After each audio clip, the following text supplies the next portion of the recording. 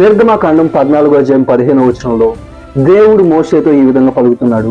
నీవేళ నాకు మొరపెట్టుచున్నావు, సాగిపోవుడి అని ఇజ్రాయిల్తో చెప్పుమని ఆయన పలకడం మనం చూస్తున్నాం. ఈ అధ్యాయాన్ని మనం గమనించినప్పుడు మోషే ఇజ్రాయిల్ ప్రజల్ని ఐగుప్తు నుండి బయటకు తీసుకొచ్చిన తర్వాత వారు ఎర్ర సముద్రం దగ్గరికి వచ్చినప్పుడు వారు వెనక తరుముతున్న ఫరో సేనను చూసి భయపడి వారు మోషేకి వ్యతిరేకంగా మాట్లాడుతూ తమను ఎందుకు తీసుకొచ్చావని అతను అడుగుతున్న సమయంలో దేవుడు మోషేతో మాట్లాడుతూ ఈ విధంగా అతన్ని బలపరుస్తున్నాడు.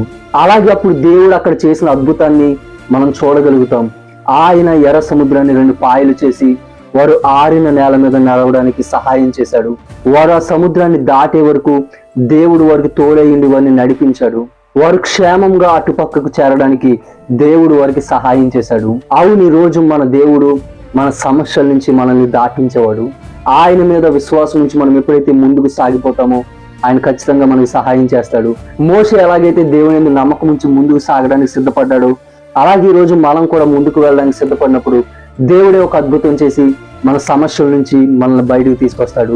కాబట్టి ఈ రోజు మనం అందరం ఆయన మీద నమ్మకం ఉంచి ముందుకు సాగిపోతాం. దేవుడు మన అందరి సమస్యల నుంచి మనల్ని విడిపించి మనకు విజయం దయచేయును గాక. అటువంటి కృప దేవుడు మనందరికీ దయచేయును గాక. ఆమేన్.